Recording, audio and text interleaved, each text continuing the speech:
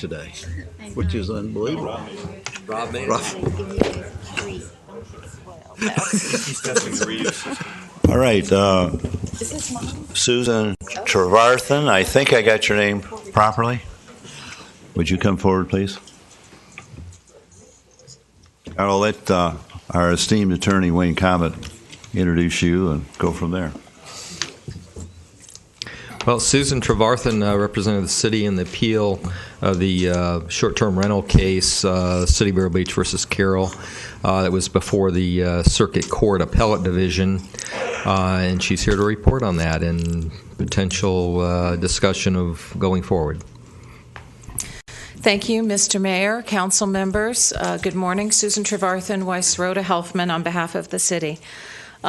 We received a ruling in this decision recently, and so your staff and your attorney asked me to come and present that, in part because the wording of the opinion is very opaque. It doesn't give you much to go on. So what I'd like to start by doing is explaining how we got to this point, and that will inform what the meaning of the court is. So this whole case started in July of 2013 with a citation being issued against property owner, the Carrolls, for operating a guest house and transient quarters in a residential zone, and that was a violation of the city code. And the citation said that it was being advertised and held out as available for transient rental for compensation and was occupied and used as temporary quarters by transients. So that went out. The property owner contested the citation, requested a hearing. That hearing was held in August of last year. At that hearing, the city presented the evidence of the violation and also presented the evidence of the administrative interpretation of what it meant to be a transient rental, which had been arrived at as early as 2011, well before this hearing took place.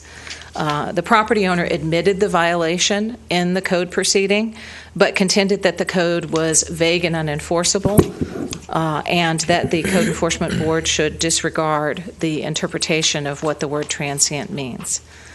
In August of last year, the Code Board entered an order in which it found the city code is vague on this issue and therefore there was not a violation. The board ordered no violation is found in this case. You reacted to that situation by ultimately deciding to file an appeal, and you asked me to file that appeal in the form of a proceeding that we bring before the appellate division of your circuit court in the name of the city. And in our briefs, the city argued that the Code Board was only authorized to act as a fact-finding body and that it had exceeded its jurisdiction by purporting to find a provision of code unconstitutional, which is something only a court can do, and also in disregarding the director's interpretation, given that the code clearly gives the authority for that interpretation to the director, Mr. Tim McGarry.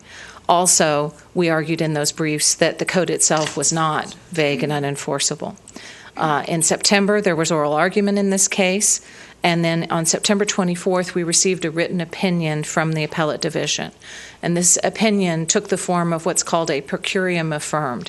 That is a Latin phrase that courts can use when they wish to dispose of a case without specifying their reasoning or rationales for how they got to that decision. So the opinion in the case simply says per curiam affirmed. The legal effect of that is to uphold the action of the Code Enforcement Board. We're here before you today to inform you of the fact that you have until October 24th of this month to file a petition for review with the 4th District Court of Appeal if you should seek to litigate this further and overturn the decision of the appellate division. To do so would be not just a one-page notice of appeal. It would be a filing on the record, a petition for review. So it's a substantial filing.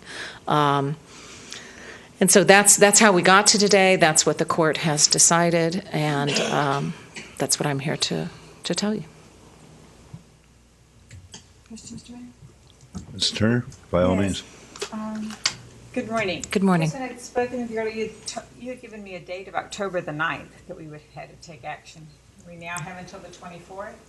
There were a couple of dates that were relevant, but the actual date for us to seek an appeal is the October 24th date. Yes. At this time, do we have any basis on which to seek this? My opinion is that you do have a basis to seek an appeal. I think that our arguments were well-founded as to the role of the Code Enforcement Board under your code, as well as the role of code enforcement boards generally in being able to determine the constitutionality of code provisions. I've discussed with your manager and your city attorney, it would be appropriate to potentially have an executive session to discuss the strategy aspects of whether to pursue this appeal, but that's something that this council will decide, whether to have such a meeting. Yeah, I mean, obviously, nobody wants a short-term rentals. And I mean, if it wasn't a failure with our code, our planning, and with the attorneys, that we would have had our code revised so that it would have been able to withstand any challenges in the future. From what I understand, where we are now is that we cannot do anything with our code unless there's legislative changes. So to that point, first, you're correct that legislation was enacted that affected all cities in the state and preempted them from additional regulation in this area. That legislation was modified last spring. It wasn't modified as much as the League of Cities, and I'm sure this city would have preferred. We're currently talking with your staff and your attorney about what we can do in terms of potential code changes going forward and how that will impact your ability to enforce in the future. Now, we've spent somewhere around $40,000 to date on legal fees. If we were to move forward to filing a petition, could you give us some idea? You said it would also be an extensive filing, what that might be required? It would be the same things that we've pulled together for the proceeding in the appellate division, but in a normal appeal, you file a one-page notice and then you have a substantial period to do a brief on appeal. Here, it's all collapsed into one petition. And so I think it's more the reframing of what we already have pulled together for you previously. So it would not be a doubling of that amount. It would just be an incremental increase to that amount. Thank you very much, Mr. Is it not true that because of the one-word ruling, there was no decision on our code, only a decision relative to this particular incident? Is that true or untrue? Well, we're currently evaluating the scope of this decision and how it may affect your ability to enforce against others in the future. But it is a PCA, so it's different in that regard than something where the court is very explicit about what it expects to happen in the future. So is my comment generally true or untrue?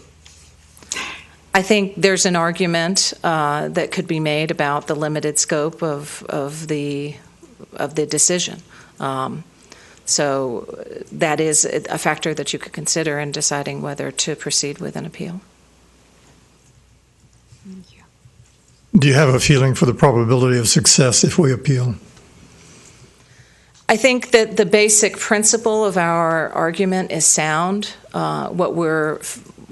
What militates against that is the posture of going forward. In this case, we were in an unusual posture. Normally, when we as cities take action, we are not the ones bringing the lawsuit. We tend to be the ones defending our actions, and we tend to have the presumptions of validity running in our favor for proper governmental action. So because of the unique nature of this, it's the city taking on the Code Enforcement Board, and we're at a second level of appellate review. So the standard is narrow, and I'm by no means guaranteeing that the Fourth DCA would find in your favor. But I do think there's a good faith basis to appeal, and that it's possible that they would find in your favor based on the arguments that we've raised. Let me ask you another couple questions. There's nothing, I haven't, for 3 years now, not liked the wording of how our Code Enforcement Board is set up.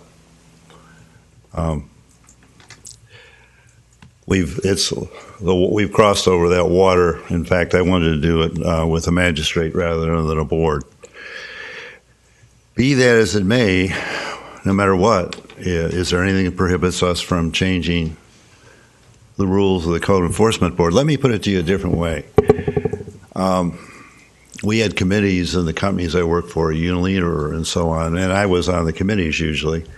And the chairman and the board of directors in Rotterdam told us and we did what they wanted. I'm a little unused to a board being able to overrule the city council.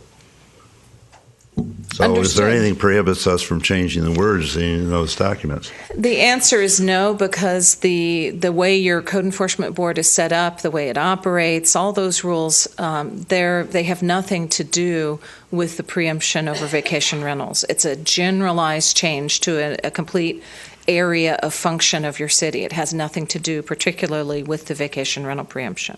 And parenthetically, to address that issue and return to Council Member Turner's issue, there's no law on the meaning of that preemption statute. And so we could make arguments about how far we can go in terms of changing our code, and that may or may not draw a challenge, and we may or may not make law on that. But it's not that there's a case out there that tells us precisely how far we can go. So there's a standard. We can use our best judgment, and that's, I referred to earlier, speaking with the manager and the attorney about options for revising your code, including the code enforcement section you speak of. Wayne, I direct this to you, and I sat here when Tim was talking about this, and a lot of it hinged upon the definition of the word transient. And in state law, in somewhat remote documents, it does define transient, but I mean there has to be things within the existing code we can define transient, I should think. Is that true or untrue? The code does not, my recollection, actually define the word transient. That's correct. And I mean, you can look to the dictionary, and courts do, but this court didn't particularly like that idea, apparently. Well, it's hard to know because it's a per curiam affirmed, but certainly you're correct that the general law is that the first place that a court will look in interpreting an undefined term is plain meaning. Well, philosophically, I have two philosophies on this. One, I really have no particular interest. After all, Mrs. Carroll was a peer, and I sat and was pleased to serve with her, and I'm not particularly interested in going after her. That's how I feel about life. But the second thing is I am interested in protecting our neighborhoods from rentals of a day or a week or whatever the case may be. So those are my philosophies anyway. Mr. Mayor, I have a question. Go ahead, Ms. Graves. If we appeal and it doesn't go our way, presently, do we have more wiggle room within the city to deal with this problem than if we get an appeal that then concrete, for example, upholds where the legislature is holding? I mean, because our code wasn't what was given the opinion. The code enforcement's ruling was where the opinion came, correct? The opinion was based on the action of the Code Enforcement Board. That's correct. So currently, with the opinion that we've been given, just affirmed, we still, as a city, have wiggle room to deal with this issue. And that is the issue that we've been evaluating with your staff and your city attorney, but it is a stronger argument that there's room for enforcement to continue than if you had the fourth DCA writing a very explicit decision Correct. that might even say, city going forward, this is what you cannot do. Well, for me then, I would rather stay with wiggle room, and if someone has a real issue with it, then they could then challenge us and take that on, rather than us continuing to challenge this further. I'd almost make a motion to table this until the next city council meeting, and so we have time to think about it. I don't like shade meetings. So there you go. Well, I hear that. If I could just respond to that idea, because of the nature of this filing, not being just a one-page notice of appeal, it's impossible to wait until the 21st and be prepared to file a quality product for you 3 days later. And that's a jurisdictional time frame, so there's no ability to seek additional time, unfortunately. So, we would need to have the authority and the decision before then to be able to adequately represent you in preparing those papers for appeal. We could certainly start that process, and you could decide on the 21st not to proceed, but I want to be clear and candid with you about that. Mr. Fletcher, what you have accumulated? I think we've experience. burnt out our interest here. I don't think we have any footing to go forward. I would make a motion to not take this any further. I second that. Also for discussion purpose, I mean, as far as going, dealing with the code or with our short-term rental issues, would like to ask the mayor, there's a legislative conference at the Florida League of Cities. This is joining with all the cities within the state, and I think, once again, moving toward the legislation is the one who really created this problem by putting the barrier from us being able to change our code, and that we need to join with these other groups and put the legislative pressure. So I would ask that the mayor consider attending this workshop in Orlando on November the 13th. I think we have several legislative issues besides short-term rentals, lagoon, the trains. Should we end up having marijuana or pot shops, that those are areas that we can work together and in concert with our other cities. Yeah, and the Florida League of Cities last year did help us on this. We just were not successful. Limited success. They wrote a half nothing for us. Yep. Half nothing. I would have no problem with that, except I'm on the environmental regarding the lagoon committee. I think they meet simultaneously. Do they not? This is their legislative conference. I mean, there's all the groups are going on in Orlando on November the 13th and 14th. If I might address that also, Mr. Mayor, you're correct in terms of what happened last year, but I know that other cities in the state are gearing up again for the next legislative session. Whether they'll be successful is a different question, but there are very motivated cities in South Florida as well that are fighting this issue. And Certainly. I know your staff has done their best to push Well, that as well. I would be pleased to go, but I would like a volunteer if I have a simultaneous, that I can't do both. I mean, I'd be glad to do this one. Someone else can do the environment and energy, but I can't be two places at one time. I'm having trouble being one place at one Well, time. we may have some new members that might want to go. True, but I don't believe there can be a conflict because this should be all legislative issues, Mr. Mayor, so it should be your environment. I kind of looked at it yesterday, and I may think not be mayor then. True, but at least you have it. I think the policy committee meetings were scheduled at different times. Well, I think it's a useful. Suggestion. Mr. Kramer, do you have any comment? I haven't asked. Well, you. yeah, I know we've got a motion on the floor. I'm not real enthused about just throwing away this opportunity. There might be something that might come up in the next couple of days on this. My question is that we didn't come out real well on this, but is there some kind of groundwork that we can do so when the next time this comes around, we'll be a little bit stronger? I mean, could we send down to the code enforcement, hey, define what transient is ahead of time, so we've got a little more base to go on next time? That's precisely the kinds of code changes that we've been conferring on and will continue to confer on, to how to put you in a better posture now that we have the outcome in this case. I mean, if this outcome had been different, that would have solved the problem. But now we're taking that second look in light of the outcome of this case in terms of what you might be willing and desirous of doing. If the council takes this vote and says you're not going to appeal, we will still work on the code modifications in order to try to address where we think some of the weaknesses are. Yeah, it'll be a parallel effort. Doesn't do anything except that we're not going to appeal. Right, and so we'll work on those other areas.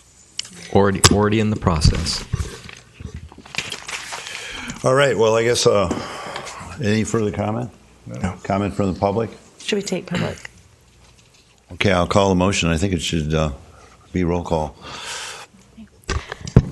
Mr. Fletcher? Yes. Ms. Graves? Yes. Mrs. Turner? Yes. Mr. Kramer? No. Mayor Winger? Yes. Thank you. Thank you.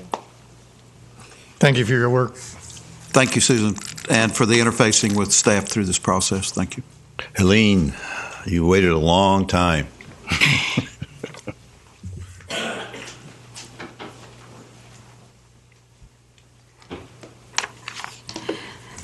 Thank you. Good morning, Mr. Mayor, Vice Mayor, Council members. Thank you so much for adding this to your agenda. For the record, Helene Castletine, Economic Development Director with the Indian River County Chamber of Commerce, 1216 21st Street, Vero Beach. I also serve as the Enterprise Zone Coordinator, and as you all know, our Enterprise Zone comprises the city of Vero Beach with the Vero Beach Municipal Airport, as well as county properties in the adjacent Gifford community. And I'm here this morning to ask for your support, your help in considering a resolution to be sent to the Senate President, the House Speaker, the House, the Governor, and others that are involved in the Enterprise Zone legislation, asking for continuation of this program.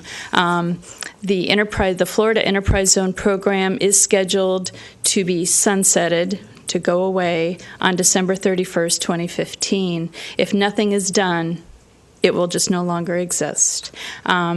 We don't feel that this is a good time to send that message to our existing businesses locally within the state of Florida, and also to those businesses that are considering Florida as a potential business location, to do away with an economic development tool that can help businesses and encourage them to invest in these types of areas.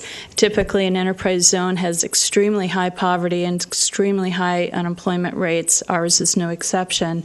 Our enterprise zone was designated in 2005. As an aside, ours is up for sunset review as well. We have been advised by the state enterprise zone coordinator to see what the legislature does with this program during their next session before we pursue reactivating or reauthorizing our enterprise zone for another 10 years. So what we're asking is that you consider a resolution of support to reauthorize the enterprise zone program for another 10 years through 2025. The Enterprise Zone Development Agency discussed this at their last meeting. Vice Mayor Kramer is your liaison on that advisory board. It was a consensus that they would like to see this program continue. A similar resolution will go to the Board of County Commissioners next week at their meeting. And I'm here to answer any questions you all might have. Vice Mayor Kramer, would you like to lead the discussion or make a motion or whatever you would like to do? Well, yeah, I'd like to make a motion because we need to support this. This is a wonderful organization. It gives a lot of businesses the opportunity to come out, plead their case to the Enterprise Development Zone, gives them the opportunity to get some really good information, some good data. And, Helene and her folks over there, they have gone out and done a wonderful job of marketing Vero Beach and the Enterprise Development Zone there in the county. And they've got some really good results. So I've just got nothing but really great things to say for the effort. And it's almost too bad that, we've got some legislator people out there that want to get rid of this program. But, we need to put together a resolution and really come out with a loud voice with some of our other cities that says these enterprise zones are really important and we need to keep them around. Mm-hmm. I'd make that as a motion that we continue to have the enterprise development zone and we make a resolution to send a message to the legislature on this. Second. Okay. Ms. Turner, any comment? Yeah, I'm certainly Mr. support Fletcher? Ms. No. efforts. Okay. We can Mr. do that Mayor? by voice vote, can we not? All in favor? Aye. Opposed? Passes 5-0. Thank you. Mr. Mayor, if I may, too, just to add, we are working with our partners at Enterprise Florida, which is our statewide economic development organization. It is at the top of their legislative agenda for next session. Also, the Florida Economic Development Council has it on their legislative agenda. The Florida Chamber, it's at the top of their legislative agenda to continue this program. It may not look the same as it does today, but we feel it's very important that the program continue. So thank you very much. I You have our appreciate your support. support. Thanks for the Thank job the Chamber, Indian River County Chamber of Commerce does. Thank you. All right, we have to have, I shouldn't say it that way, public comment. Public comment is just general public comment, and remind you, you can make comment after any item on the agenda if you see fit. We try to limit it to 3 minutes, no campaigning. The purpose of public comment is for you to tell us facts or opinions. They can certainly be either one. And I'll give you this quotation. The most valuable of all talents is that of never using two words when one will do. Thomas Jefferson. I haven't done so well myself today. Welcome, David. Good morning, Council and Mr. Mayor. I'm David Hunter of 3702 Eagle Drive in Vero Beach. I want to address the topic of short-term rentals. I'm obviously disappointed with the outcome of the recent appeal, and I'm concerned about the impact that it may have on future vacation rentals and short-term rentals in our residential areas. I'm encouraged by what Ms. Trevarthian indicated. I think I heard her say this, that it looks like we may still have some wiggle room going forward to apply our code and to clarify our code, not to strengthen or change it, which would be against state law, but to clarify our code. And if that is the way that we decide to move, I would like to at least encourage you to think about four clarifications that could be of use. We've talked about the transient rentals and what is the meaning of transient. Well, I would suggest that we clarify in our code that we are in accordance with the state of Florida's Professional and Business Regulations Department, which has a specific term for vacation rentals. In fact, they require a license for anyone to operate a vacation rental to be issued by the state. And therefore, we should insist that they obtain that license and prove that they have that license, unlike the Carrolls, before they commence operating their business in our city. And that state of Florida license for vacation rentals clearly states that it is for a business that would operate for renting out properties for less than 30 days. It's in their wording that it's less than 30 days. So it clearly defines transient, according to the own state of Florida Department of Business and Professional Regulation, which Ms. Mayfield is the chairman of, by the way. Chairman of that committee, oversight committee. The second item is the issue of internet ads for promoting vacation rentals. This business is being done as a gray market, and they do these pop-up internet ads through Airbnb and Rent by Owner and other ad sites. And we don't really know that these activities are going on. Some states in the United States, specifically I know Arizona and Hawaii, have in their local ordinances, cities in those states, that any renting out of a property as a vacation rental constitutes prima facie evidence. If it's on a website advertising, it's prima facie evidence that they are engaged in that business, and they can be cited and fined up to $2,500 or jail for advertising by internet for a property that is not properly licensed and in a zoned area for conducting these businesses. So it's essentially operating a business outside of the zoned area. So we could explore at least does Florida have a different law than the rest of the country when it comes to advertising? Why is it considered prima facie evidence in one state and not in our state? It seems rather odd. Maybe Wayne and some others could investigate what is the possibility of restricting internet advertising unless they are properly licensed businesses. The third is, speaking of licenses, since this is a business, it's not a landlord renting out. This is a business. Why not require them to get a City of Vero Beach business license? Other businesses have business licenses, and why not they apply for these, and that revenue from that renting, requiring them to have a business license could be used to help fund our code enforcement so that they would have more adequate resources and maybe even an extra person devoted exclusively to enforcing this particular problem. And that my last point is obviously when you're considering this, look at code enforcement and what needs to be done. It bothers me that we have to take 3 or 4 months or sometimes 6 months or a year before we get enough evidence to be able to shut down one of these operations. I would encourage us to explore what forms of evidence are necessary and whether more strenuous fines could be applied. I mean, the idea that a $50 fine after 2 years of operating a vacation rental, the fine does not constitute a sufficient deterrent. We need to get more teeth in our code. That's not to say that we're changing our code, which is what Florida prohibits. We're merely enforcing our code more strictly. So those are my thoughts. Any questions, I'd be glad to entertain. Otherwise, thank you for your indulgence. None, thank you for your comments. Thank you. Other people who would like to come forward, please. Mr. Wilson.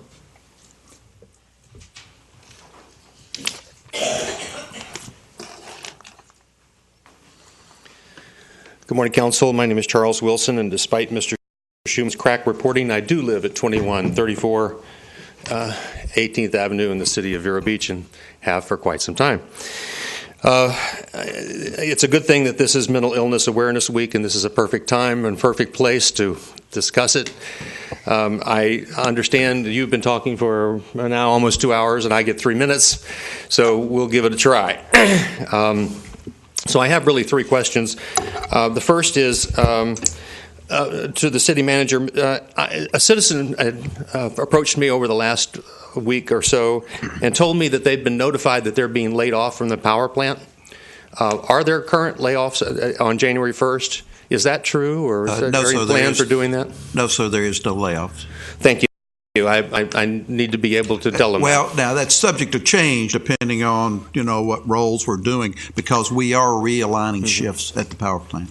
Well, he just said that he had been notified. He called and asked me. He said he'd been notified that he was being laid off, and that it was difficult because he has a disease and he wasn't able to find another job. So I just wanted to ask that question: if we have an official, if we have notified anyone of layoffs at the power plant. I have not been involved in official notification as of today.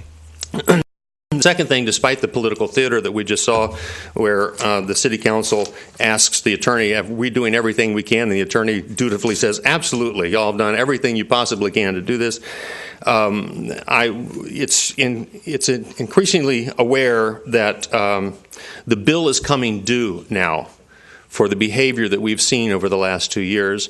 And those that have been opposing the sale and throwing impediments and roadblocks into the sale. The mayor said that to Mr. Turner, if you think I will vote to raise electric rates 20% and taxes 75%, you are wrong. I want to point out that the mayor has already done that. That on March 4th, when he voted not to accept FP&L and FMPA's agreement, that vote was cast that will end up raising electric rates and raising taxes. The presentation, my question here is the presentation and resolution at that meeting, the city admitted that they are not likely ever to reach FP&L's rates. Mr. Wright just simply testified a few minutes ago that it's going to get worse, that our rates are going to go up, that we have no ideas, we have little hope, and he said that there is no sale, no legal options, and no legislative options. I believe that that is incorrect, and if he were still here and if he would like to come back up, there are several things he did not mention. As an example, he did not mention a ballot initiative. He did not mention electrical reorganization. He did not mention all of the options, nor did he mention that when he keeps talking about this Supreme Court decision about the bonds, he did not mention that that's not the issue. The issue are things not that are legal, but that are FMPA's positions, and what they have said is right, not what the law has said is right. So if we are never likely to equal FP&L, I want you to point out that the city of Indian River Shores said that's the deal. If you can't do it, we're going forward. So whatever rates whatever reductions, I applaud, and I want to work with you to get those reductions, but that's not going to settle the suit. So the second thing is Mr. Winger, you said that you would oppose any effort for the city, Indian River Shores, to leave. Mr. Kramer, you have twice promised Indian River Shores that you would support them in leaving. But the mayor said that he will not give any legal direction to to the legal team. So my question is, at the next meeting on the 28th, what is the direction the city is giving the attorneys? Is it to fight the FMPA, or is it to fight Indian River Shores? What is the direction? Mr. Wright just told me that he has no direction. You have not given him direction. So my question is, what direction have you given him? And lastly, I've been researching septics in the city of Vero Beach. I want to make you an offer where we can start working together on some things, okay? If we sell the electric plant, I will agree to set aside, along with you, $3 million of the proceeds from that electric sale to go towards converting septic tanks to the hybrid system. That will advance getting septic tanks out of the lagoon by 30 years. So I would like to offer, and as a compromise, as a working together, let's work together on the sale, because the sale will help the lagoon. So let's work together. Thank you. Thanks for your comments. Further public comment? Mr. Day?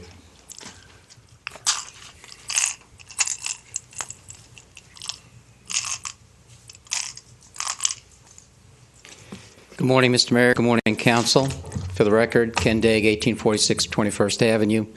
First of all, I'd like to say a big God bless to our veterans, past and present. I sit on your sanctuary committee, and I really appreciate this photograph that's going to, or this painting that's going to hang in our chambers. So that is really something else. As you know, we had a tragedy on one of our bridges. I have a humble suggestion that this is something maybe you could take a look at right away. I'm out first thing in the morning, and it's usually between 5 and 5:30, and go across both bridges, one of the bridges I run. We have, at times, lights out on those bridges, and it's my understanding that the City of Vero Beach Electric Department takes care of those lights and does the bulb replacement. This morning, when I was out on my run with my daughter, it was first thing this morning, it was right around 5:20 on your bridge to the north. There were two lights out at the base, and it's very dark when we were coming up there. Vehicles, they do struggle. There are pedestrians. You have bicyclists on the bridge, on both bridges. And just want to point out, with the season kicking in, I've noticed more folks, again, on both bridges. And believe it or not, at 5 o'clock in the morning, Vero Beach is busy. People are up. So if you could please maybe have your city manager do what he needs to do to make sure those light bulbs are replaced. And I have a suggestion that would maybe be helpful.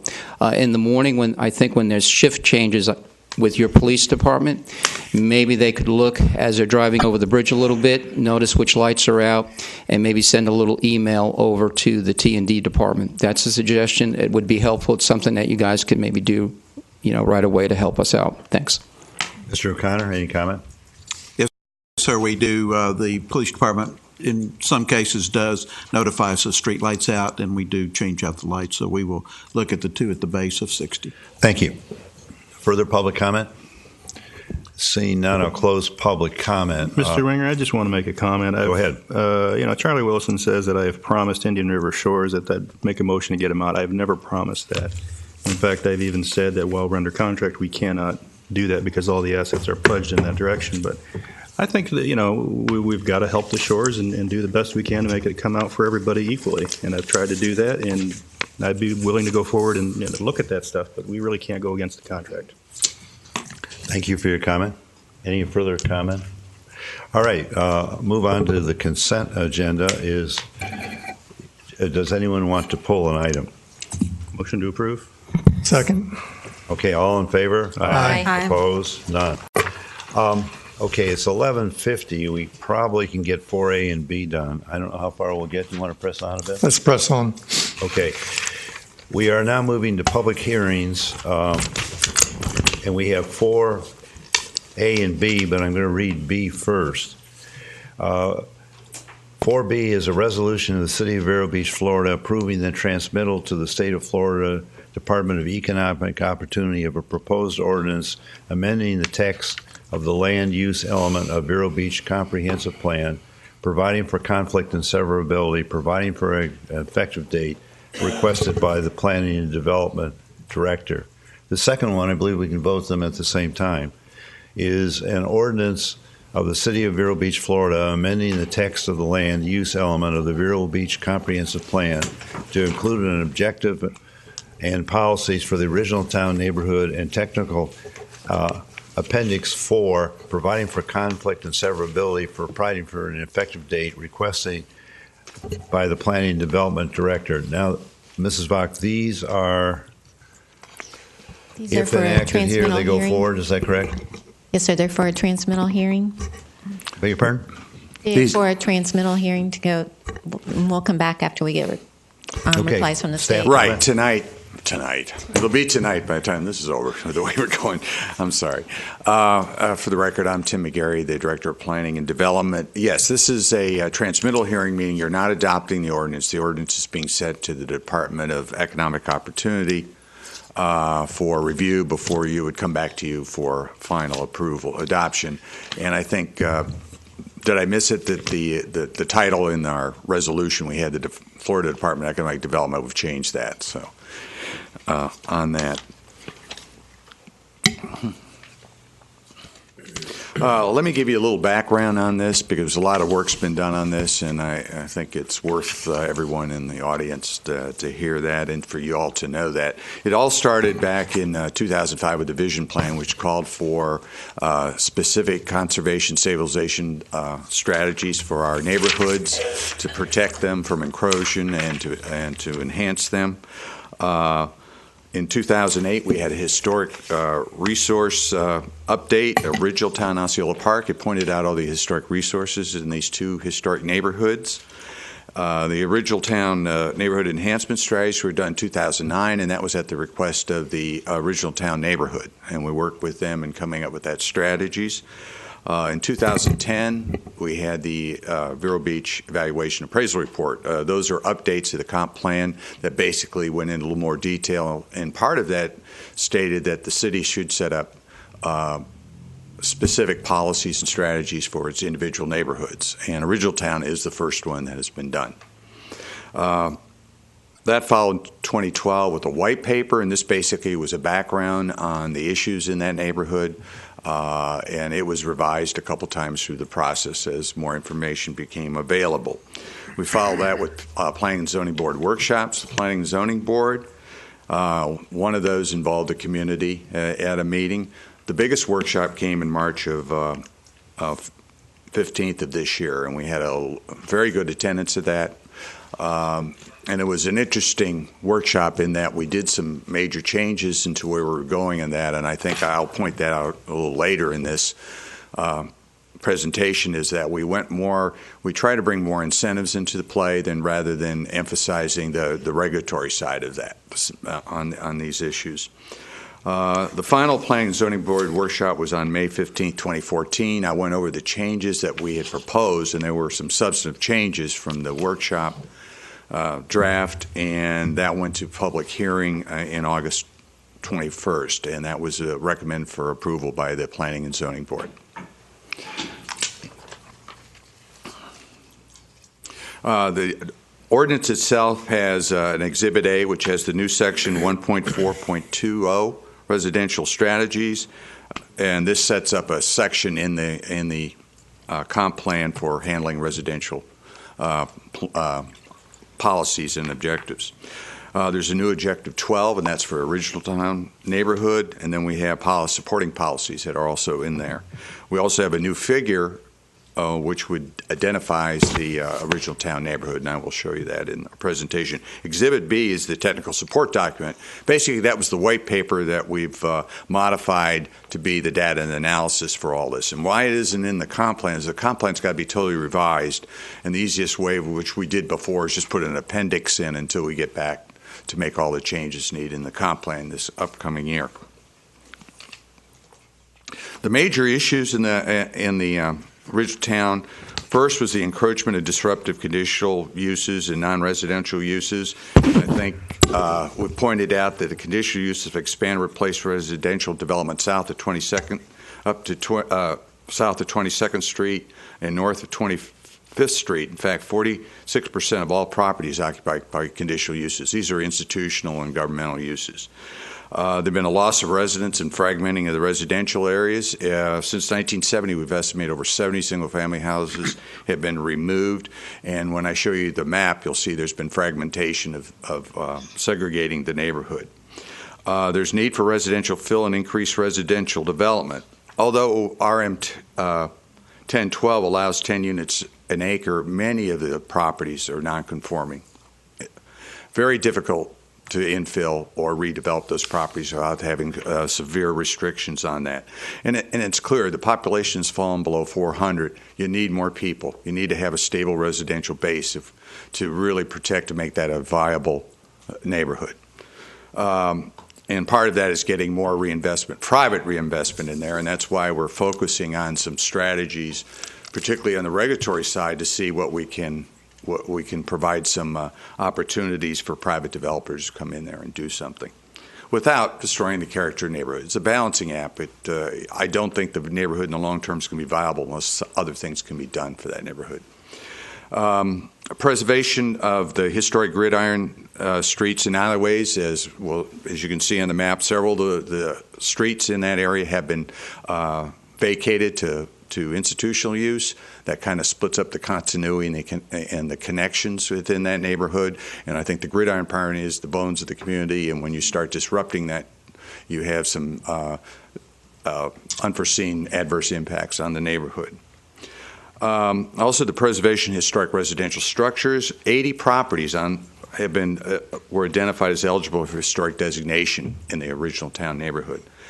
Since the 1990 survey, we've estimated 14 buildings were lost that could have been eligible for historic designation on that. Just similar to what Osceola Park's gone through for a national designation, clearly parts of the northern part of original town definitely could be eligible for that kind of designation. There's a need for comprehensive strategies, point out, and for active participation of property and business owners and residents. And I think that's the key to this. The city cannot do it. They need a commitment, a collaboration with these various groups to do the right thing in that. This is a basic map. It's a little larger than the area, but you can see all the blue is basically a lot of the conditional uses and institutional uses. You can see the single families in yellow, where you have multiple units, are in orange. You can see where the grid pattern has been, where roads have been vacated. It's pretty clear in there when you see that. So that's a synopsis of what the issues are going on in the neighborhood when you look at the map. Objective 12 are the key. Is the overall objective for the original town. One is to stabilize the underlying physical fabric of the neighborhood. You need to do that to help this neighborhood sustain itself and to enhance it. Need to promote more increased home ownership and housing opportunities. I think we're looking at a diversity of housing, various age groups that can fit that, as well as to try to, home ownership is important because people have a lot more commitment to their property and maintaining it. We do have a lot of absentee landlords, which makes it more difficult to get their approval when you're doing things. But I think if there's more, if they can see private investment occurring that is upping the value of their property, you will see more of a return from some of these absentee property owners to come and do what they need to do and improve their properties. Also want to retain the historic residential character of the neighborhood. So the idea is this balancing act of redevelopment, but retaining the historic character. It's Policy 12.1, the city recognized the boundaries of original town, and we need to do that because some of the policies specifically address things within that area. So there's the boundaries. These boundaries were determined by the citizens of the original town neighborhood, and that's where that came when we did the enhancement strategies back in 2009. Policy 12.2 recognizes the original town as a neighborhood as the neighborhood contact organization. But there could be other groups in this. This isn't trying to be all exclusive, but you need to work with people and groups that can act as for you and work with you in various programs in the city. You can't, so that gives the city individual or groups that they can contact that help organize different things. Also make them aware of changes in land use, amendments to the comp plan, major site plans, or getting into capital improvements programs that are needed, like sidewalks and all that. It's to set up a process of this community, but as again, it is only going to be successful as that community gets behind this and gets involved in this. 12.3. This is the historic, preserve the historic gridiron pattern. So this will basically deny property owner-initiated petitions for abandoned public right-of-way or license application for permit private use of public right-of-way. This doesn't mean that if we have a public need to do it, it can be done through, but this prevents private property owners coming in wanting to vacate the street.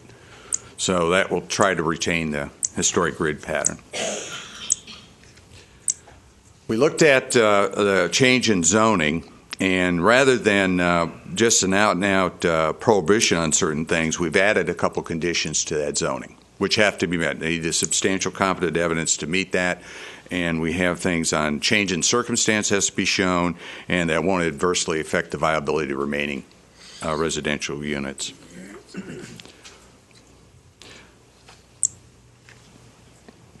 And one of the more thornier ones we got into, and this came out of the March 15 meeting, had with the conditional uses. And could they expand and not expand? And well, we had both the county, because they have the library. We have several large churches in there. So we kind of changed it. Rather than an out-and-out prohibition, we wanted to get in there to put in a condition, in addition to everything else that's in the land development regulation for conditional use requirements. They'll be required to demonstrate the proposed project will not adversely impact existing historic residential buildings, in addition to meet all of the conditional use criteria in the LDRs. We thought that was a fair way. There are some properties that have no value, and it'd probably be good to get them removed for something else. So to prohibit conditional uses out and out from being able to expand, we thought that was a little too draconian, and I think that was an appropriate way to go. Tim? Yes, sir. This isn't cut and pasted from the ordinance, is it?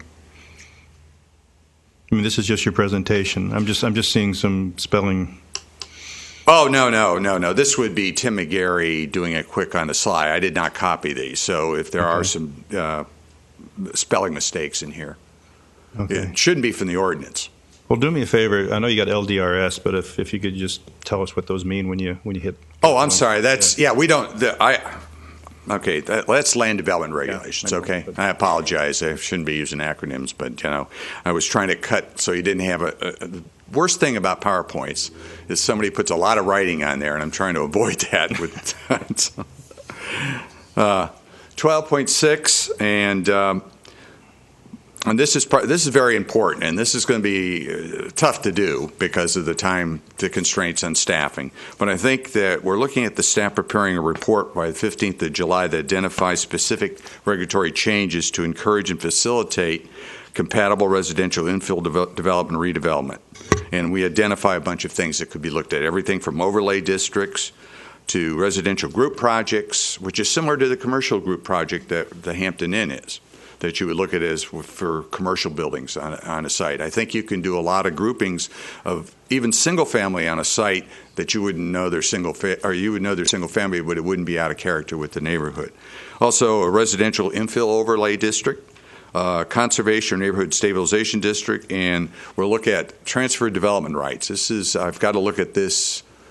I think legally we can do it. We're looking at ways that you could transfer rights from sites that are maybe historic, and you could use some of the development rights on another site. And so we're looking at those things would be explored in that report. One thing we also addressed, if you all recall, maybe you don't, the vision plan got into overlay districts and what you could do. And they talked about a substantial majority. Well, I don't think you're going to get a lot of things through if you have to rely on that for everything. And so what we did is come up with some specific factors that the city council would look at in approving to go forward at any of these. So we've identified those as the public interest to be served, the level of property owner support in relation to the impact of these regulations on them, the recommendations of the Planning and Zoning Board, the Historic Preservation Commission, and the staff, and the sufficiency of available staff, financial and staff resources to actually administer and do one of these things. 12.8, this is a policy for the Historic Preservation Commission, shall encourage and assist in preservation of historic character through the following actions. And they're already started this through education, through others, and I think they're trying to find a real role that they have, because we don't have a lot of buildings that have gone into historic designation. One thing we're doing as part of this to help, and it's not in this because we're going to move forward with a proposed ordinance, is to expand the eligibility of structures that could be eligible for tax abatement, from not just the ones that are locally designated, but the ones that are eligible. You still put a conservation easement on them for so many years, depending that, but we haven't got any takers, and I think it's just another tool. It's not a big tool because they only would get abatement from city ad valorem taxes, not the county, or definitely not the school district. In 12.9, this is a list of the various strategies, and I'm not going to go read through them. You all could see them right there, but they briefly go through all the different things that these came out mostly of the neighborhood enhancement strategies. And if you notice, we put down work with the MPO and GO line on transit routes. Keep that project going. And this is the staff analysis of findings. I'm not going to go through these. This basically shows that the proposed amendment meets it's internally consistent with the comprehensive plan and meets the requirements of the city's regulations for amending the comprehensive plan. So, unless you have any questions of me, I'm good. Public comment, please.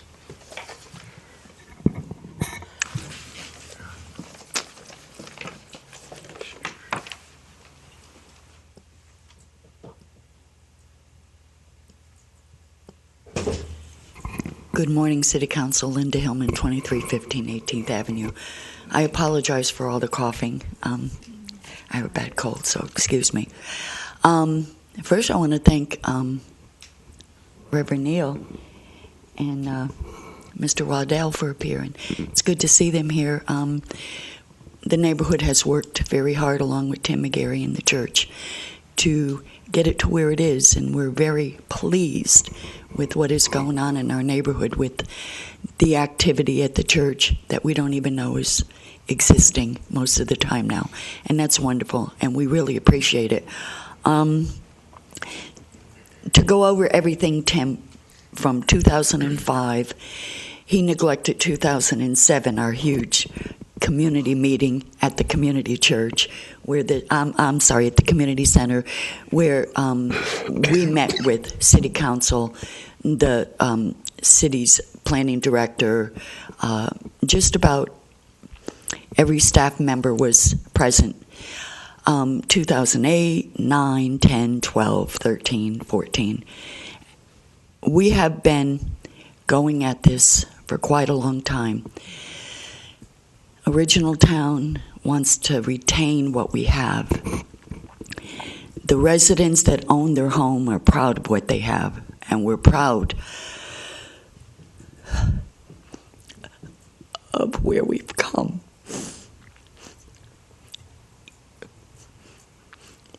It's emotional. It's been a turmoil. And these past years have been hard.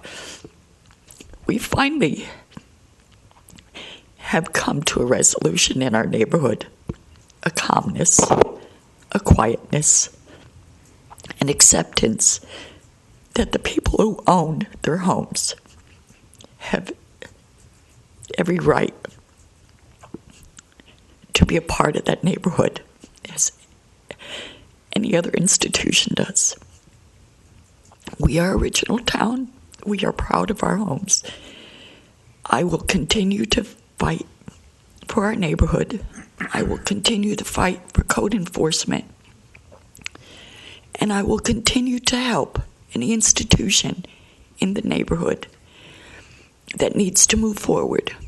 I have already spoke to several neighbors about a apartment complex, and there has been agreement that if going forward we need to make a decision on that property, we have already agreed what the decision will be, and that will come in due time if it ever comes to fruition. So again, we need to move forward, and let's just start with this plan for the neighborhood. We have to start somewhere. We have to stop putting money into plans, into historic countings of our homes, or however you want to put it. I'm sorry. But let's go forward. Thank you. Thank you for your comments. Is there further public comment? Seeing none, I'll close public comment. Oh, I'm sorry, Gene.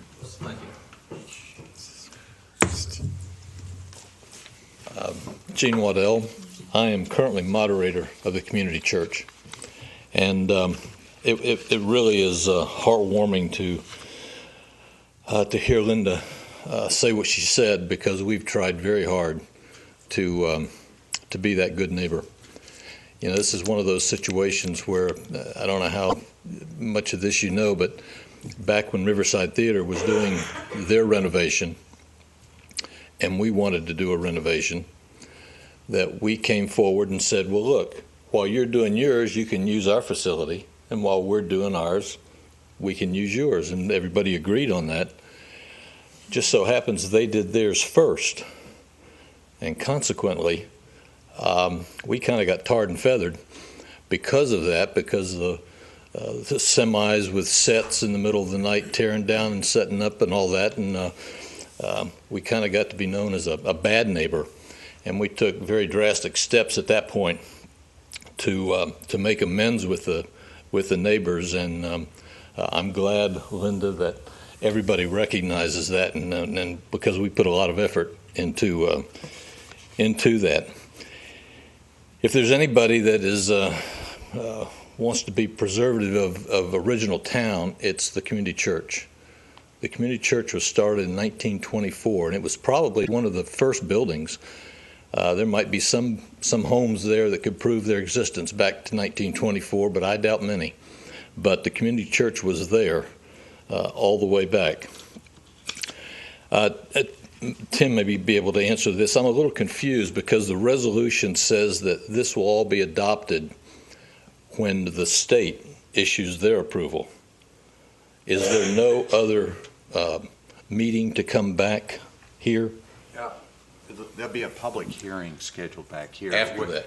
Yes, when we get the state's response. Okay, so... We'll receive it from the state after they approve it. Then there'll be a public hearing. Yeah. Okay, well, the resolution seems to say once they do it, it's finite, but no. Maybe I'm misreading it. So I'm glad of that. I'd be the first one to say ignorance is no excuse, but what I would like to ask is that when you look at that diagram, the community church is one of the major property owners in that overlay district. And we would like to officially request that we be named one of those neighborhood organizations to receive all of this information. I don't know how the mail works here, but if the mailman brings a stack in and lays it on the receptionist's desk, maybe they know what to do with it, and maybe they know how it's supposed to get disseminated. But I have to say, we did not know about these meetings that occurred May and August, and perhaps somebody was on vacation over there, but we were not able to have input into this. So if we were somehow allowed to be one of those official organizations, maybe we could be sure that we got notice of these kinds of things. We are fully supportive of where generally where this is going. being an original member of the neighborhood, we want to see that area thrive.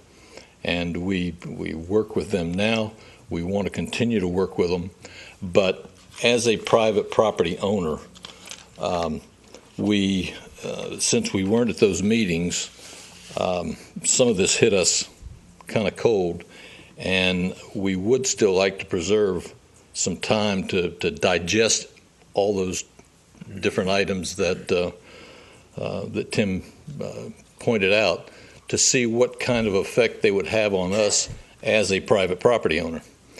So my first request is that you continue this for a number of days to give us time to digest it. If that's not possible, then I would like to enter a statement. I'm going to read this verbatim into the record so that we are on record as having relayed this to you.